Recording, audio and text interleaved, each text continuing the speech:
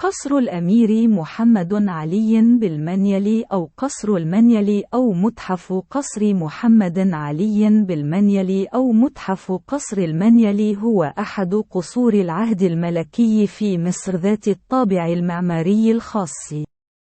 بدأ بناء القصر عام 1901 ويقع بجزيرة منيل الروضة بالقاهرة على مساحة 61,711 متر تربيع، منها 5,000 متر تمثل مساحة المباني.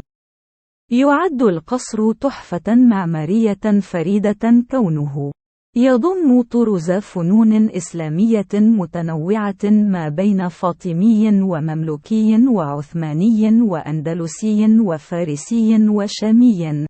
ويشتمل القصر على 3 سرايات هي سراي الإقامة وسراي الاستقبال وسراي العرش، بالإضافة إلى المسجد والمتحف الخاص ومتحف الصيد وبرج الساعة، ويحيط به سور على طراز أسوار حصون القرون الوسطى فيما تحيط بسراياه من الداخل. حدائق تضم مجموعة نادرة من الأشجار والنباتات. ويستخدم القصر حاليا كمتحف. كان القصر ملكا للأمير محمد علي الابن الثاني للخديوي توفيق وشقيق الخديوي عباس حلمي الثاني، والذي شغل منصب ولي العهد 3 مرات، كما كان أحد الأوصياء 3 على العرش في الفترة ما بين وفاة الملك فؤاد الأول وتولي ابن عمه الملك فاروق سلطاته الدستورية عند إكماله السن القانونية. اختار أرض القصر الأمير محمد علي بنفسه، وأنشأ في البداية سرايا الإقامة ثم أكمل بعدها باقي السرايا. وقام الأمير بوضع التصميمات الهندسية والزخرفية والإشراف على البناء، فيما قام بالتنفيذ المعلم محمد عفيفي. وأوصى الأمير أن يتحول القصر بعد وفاته إلى متحف. منشئ القصر هو الأمير محمد علي الابن الثاني للخديوي توفيق بن الخديوي إسماعيل، وأمه هي الأميرة أمينة نجيبة إلهام كريمة إبراهيم إلهام باشا بن عباس الأول. أما أشقاؤه وشقيقاته فهم الخديوي عباس حلمي الثاني، الأميرة نازلي هانم، الأميرة خديجة هانم، الأميرة نعمة الله. ولد الأمير محمد علي في 9 من نوفمبر 1875 ميلادية، 11 من شوال 1292 هجرية بالقاهرة، وشب محبا للعلوم، فدخل المدرسة العلية بعابدين ليحصد العلوم الابتدائية.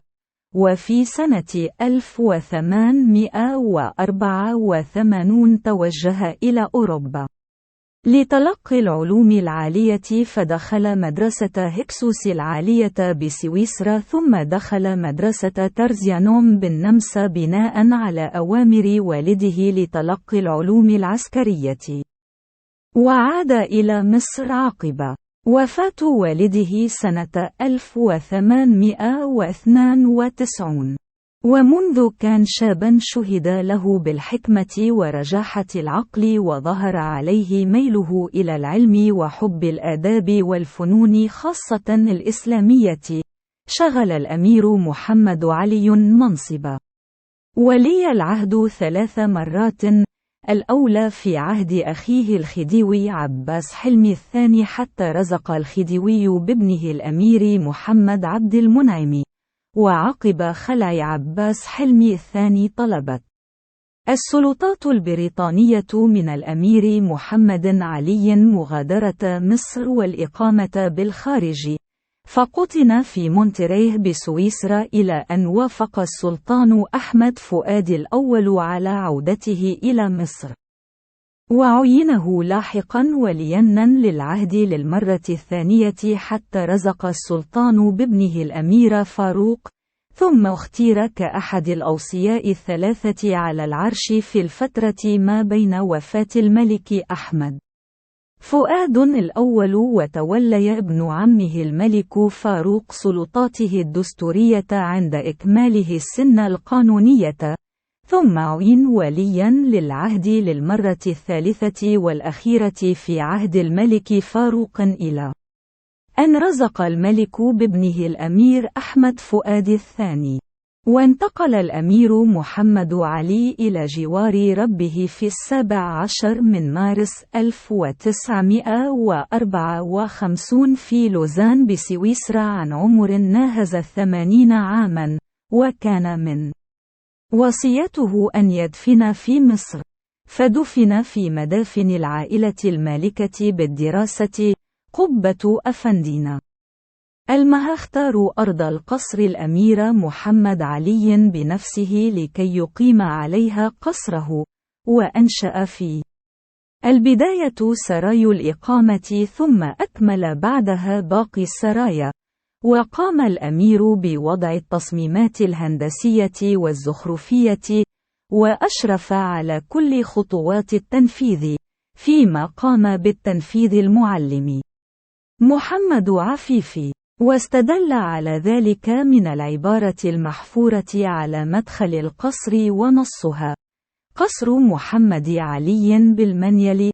أنشأ هذا القصر الأمير محمد علي نجل محمد توفيق، إحياءً للفنون الإسلامية وإجلالاً لها. ابتكر هندسة البناء وزخرفته الأمير، وقام بالتنفيذ المعلم محمد عفيفي، وتم ذلك عام 1348 من الهجرة. تناقلت ملكية الأرض المقام عليها القصر بين أفراد العائلة الملكية وكبار الشخصيات الأجنبية في مصر، فكانت ملكاً للأمير مصطفى فاضل باشا والأمير أحمد رفعت باشا، ثم انتقلت ملكيتها إلى الخديوي إسماعيل، ثم السيد لوي ماري جوزيف، ثم الدوق إدمون. وفي عام 1888 تنازل الدوق إدمون عن ممتلكاته إلى أحد الرعايا الفرنسيين في مصر ويدعى جان كلود إرشيدو، وفي عام 1902 اشتراها الأمير محمد علي، وبدأ في بناء قصره عام 1901. خلال العهد الملكي أقام الأمير محمد علي العديد من الحفلات والاجتماعات بالقصر، التي دعا لها كبار رجال الدولة البشوات والبكوات من الوزراء والوجهاء والأدباء والصحفيين. وأوصى الأمير أن يكون القصر بعد وفاته متحفاً يستمتع بجمال فنونه الزائرون. وعقب قيام ثورة 1952 وتأميم أملاك أسرة محمد على باشا، عُهد بالقصر إلى إدارة الأموال المستردة، والتي قامت بتسليم محتوياته عام 1964 إلى الشركة المصرية للسياحة والفنادق، التي قامت بدورها بتشييد فندقاً باسم فندق قصر المنيل أو فندق مينيل بالاس في حديقة القصر، وكان عبارة عن شاليهات من الخشب الحبيبي بارتفاع طابقين تضم 180 غرفة مزدوجة. وبصدور قانون قطاع الأعمال رقم 203 لسنة 1991 أدخل الفندق ضمن ممتلكات الشركة القابضة للإسكان والسياحة والفنادق والسينما، مما خلق نزاعاً بين إدارة الأموال والمستردة والشركة القابضة. انتهى بإصدار رئيس مجلس الوزراء قراراً بتسليم حديقة القصر لإدارة المتحف وهدم الشاليهات الخشبية التي تشوه جمال القصر النادرة وصور زيتية لبعض أفراد أسرة محمد علي بجانب لوحات لمناظر طبيعية وتحف معدنية وتحف زجاجية من الكريستال ومجموعة من أدوات الكتابة والملابس والمفارش والأثاث والشمعدانات. القاعة الأولى تعرض المخطوطات النادرة والتفاسير القرآنية ولوحات خطية استخدمت فيها زخارف نباتية وطيور. القاعة الثانية تعرض الأدوات الكتابية من بوص وعاج ومعدن ومقصات ومحابر. القاعة الثالثة تعرض مجموعة المفارش والمناديل الحرير ومجموعة من الصناديق القديمة المطعمة بالصدف. القاعة الرابعة تعرض مجموعة من الأسلحة البيضاء والنارية وسيوف وخناجر عربية وعثمانية. القاعة الخامسة هي أكبر قاعات المتحف وتعرض مجموعة من السجاد النادر من الطرز المختلفة. القاعة السادسة بها 9 فترين تحوي فناجين الشاي والأكواب والدوارق والزهريات. القاعة السابعة هي قاعة صغيرة زخرف سقفها على شكل سجادة وتعرض مجموعة أنسجة السيرما وسجادة صممت على شكل ليرة تركية. القاعة الثامنة تعرض نماذج للأزياء التركية لكافة الفئات ومجموعة من الأحزمة الحريمي المطعمة بالياقوت والمرجان والكهرمان. القاعة التاسعة تتوسطها فترينة هرمية الشكل بها مقتنيات خاصة بالأمير مطعمة بالماس ومجموعة من هدايا ملوك الدول. القاعة العاشرة تعرض مجموعات من الأواني والمقتنيات ذات التلبيسات الفضية والزهريات والشمعدانات. القاعة الحادية عشر بها صوان يعرض به أوان من البورسلين مختلفة الأشكال والأحجام ونماذج لسجاد صغير الحجم. القاعة الثانية عشر يطلق عليها القاعة الصيفية.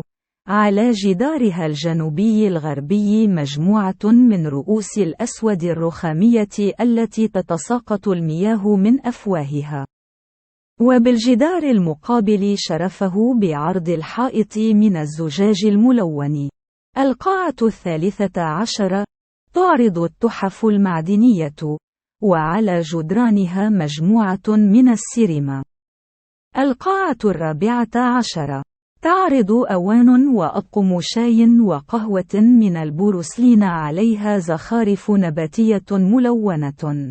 متحف الصيد أضيف المتحف إلى القصر في عام 1963 عبر اختيار ممر طويل بجانب السور الشمالي وتحويله إلى متحف للصيد ويعرض به 1180 قطعة من الحيوانات والطيور والفراشات المحنطة من مقتنيات الصيد الخاصة بالملك فاروق والأمير محمد علي والأمير يوسف كمال، بالإضافة إلى هياكل عظمية لجمل وحصان كانت توضع عليهما كسوة الكعبة أثناء رحلة المحمل وسفر الكسوة من مصر إلى أرض الحجاز، وجماجم وقرون وجلود وأدوات صيد وتحف ولوحات.